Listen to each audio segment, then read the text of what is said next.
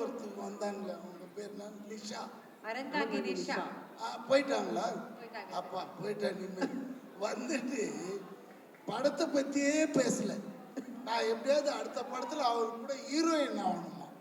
ஏன்னா ஒரு விவசாய இல்லை. அதை கேட்டாலே நம்மளுக்கு சிரிப்பா வந்தது. அது வேற இல்லாம ஹஸ்பண்டை பத்தி அவரு என் கூட நடிச்சாரு. 15 நாள் சும்மா வந்துட்டு போனார். இதெல்லாம் யாருமே கேட்கலையே. Okay, will come back to படம். இதுக்கு முன்னாடி எனக்கு முன்னாடி நிறைய பேர் பேசுனாங்க. ரொம்ப சென்சிபிளா பேசுற இந்த பாப்பா, அது பேர் என்ன, கூட நடிச்சு, வெரி தேங்க்ஸ். ஏன்னா அழகா படத்தை பத்தி, சரவணன் சாரை பத்தி, கூட நடிச்சவங்களை பத்தி அழகா அந்த நடிகையா ஒருத்தவங்க வந்தாங்க, அவங்க பேர் என்ன, நிஷா. அறந்தாங்கி நிஷா போயிட்டாங்களா? அப்பா போயிட்டா. நிம்மதி வந்துட்டு படத்தை பத்தியே பேசல. நான் எப்படியாவது அடுத்த படத்துல அவர் கூட ஹீரோயின் ஆகணுமா? ஏன்னா ஒரு விவசாய இல்லை. அதை கேட்டாலே நம்மளுக்கு சிரிப்பா வந்தது. அது வேற இல்லாம ஹஸ்பண்டை பத்தி அவரு என் கூட நடிச்சாரு. 15 நாள் சும்மா வந்துட்டு போனார். இதெல்லாம் யாருமே கேட்கலையே. Okay, will come back to படம். இந்த படம் வந்து உண்மையிலே என்னை டைரக்டர் கூப்பிட்டதுமே எனக்கு ரொம்ப ஹாப்பி ஆச்சு. ஏன் தெரியுங்களா? I like legend acting, legend ஃபோட்டோஸே கொஞ்ச நேரம் அப்படியே பார்ப்பேன். உண்மையிலே அது நிறைய பேர் அந்த மாதிரி அட்ராக்ட் பண்ணாது. ஏன்னா அதுக்கு முதல்ல உங்களுக்கு ஒரு ரசனை வேணும். அப்போ நான் பார்ப்பேன், இந்த மனுஷன் என்னடா பப்ளிசிட்டி இப்படி பண்றாரு. அதாவது சிட்டினா சிட்டியை கலர் பண்ணிடுறாரு. அதே மாதிரி இந்த படம் கதை சொன்ன உடனே ஒரு ஷெட்டு, நீ தான் ஓனர், உங்ககிட்ட ஒரு டெம்பரரியா வந்து வேலை செய்யறவர்னார். ஆஹா, இது சூப்பரா இருக்கு தலைவா, கலக்கிடலான்னு. எங்க என்ன செட்டுலாம் கிடையாது, இது லைவா எடுக்கிறோம் தூத்துக்குடியிலன்னு. என்னடா இது தூத்துக்குடி, நம்மளுக்கு தூத்துக்குடி ஏற்கனவே பிடிக்கும், அதனால சரி போயிடலான்னு போய் பார்த்தா அருமையான ஒரு ஃபுல் யார்டு, ஒரு பெரிய இடமே எடுத்துட்டு இருக்கிறாங்க.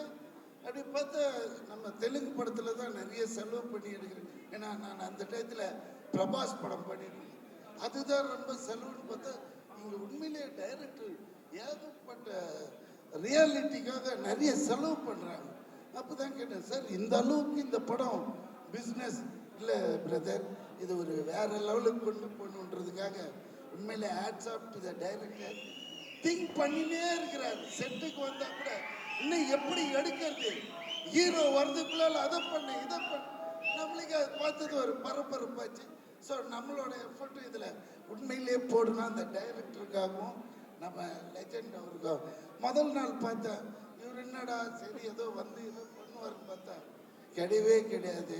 ஒரு சாதாரண மனுஷன் இல்லை, ரொம்ப உள்வாங்கி அவரை கேட்டதும் இல்லாமல் என்ன கோ ஆர்டிஸ்டா என்கிட்ட வந்து சார் இப்படி பண்ணிக்கலாமா அப்படி பண்ணிக்கலாமா, அந்த இன்வால்மெண்ட்டை பார்த்தது நம்மளுக்கே ஆச்சரியமாயிடுச்சு.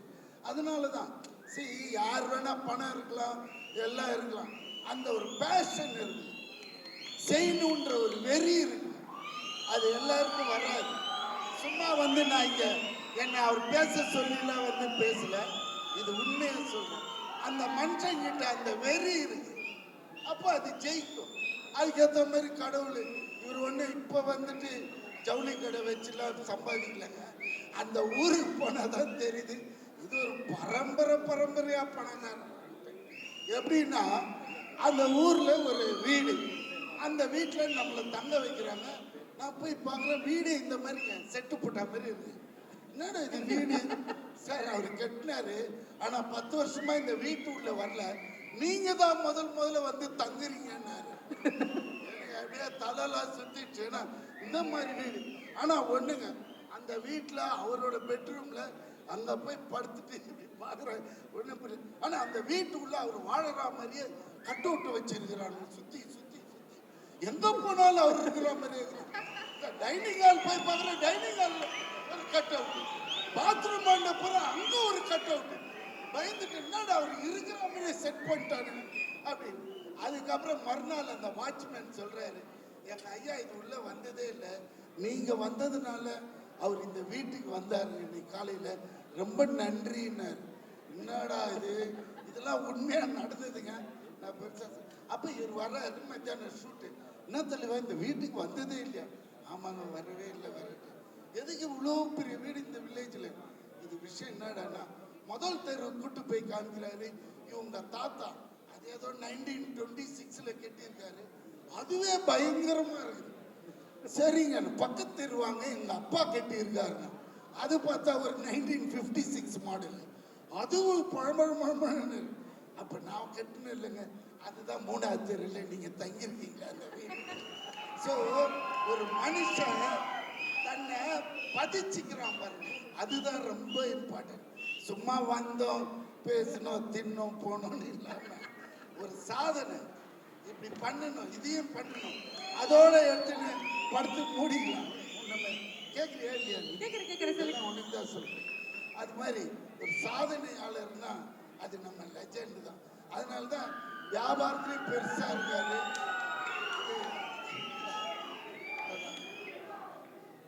லீடர் வெரி குட், நல்ல டைட்டில். உண்மையிலேயே இந்த படம் பெரிய வெற்றி படமாகும். அதே மாதிரி ஜிப்ரான் கலக்கிறார் மியூசிக்ல. எப்படி இருந்தாலும் ஒரு படத்துல ஒரு ஹிட் சாங் எப்படியா கொடுத்துடணும்ட்டு ட்ரை பண்ணுவார். ஆனால் இந்த படத்தில் எனக்கு தெரிஞ்ச 2-3 சாங் நல்லா இருக்கு, நல்லா என்ஜாய் பண்ணுவீங்க. அண்ட் படமும் ரொம்ப டிஃப்ரெண்டாக இருக்கும். நம்ம ஹீரோயின்ஸே கிடையாது இப்போ இருக்கிற நிலைமையில், அதில் இவர் கலக்கிறாரு. இது பெரிய, எனக்கு தெரிஞ்ச ஒரு 500-600 கோடி கலெக்ட் பண்ணணும்னு நினைக்கிறேன். ஏன்னா இது நீங்கள் பார்த்தாலே போகிறோம். இது இல்லாமல் மற்ற லாங்குவேஜில் எல்லாம், தெலுங்குல எல்லாம் ஒரு பெரிய ஓப்பனிங் இருக்குது. ஸோ தெலுங்கு பிச்சுக்குச்சுன்னா ஒரு 1000 crores ஆகிடும். சின்ன போடுறது பெரிய ஃபிகராக போடுவோமேன்ட்டான். Okay, happy good night. Thank you sir, thank you heroine.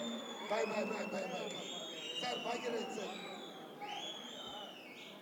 உன்னை மறந்துட்டு சொல்லுங்க, ரொம்ப நாள் ஆளே காணும். ஓகே.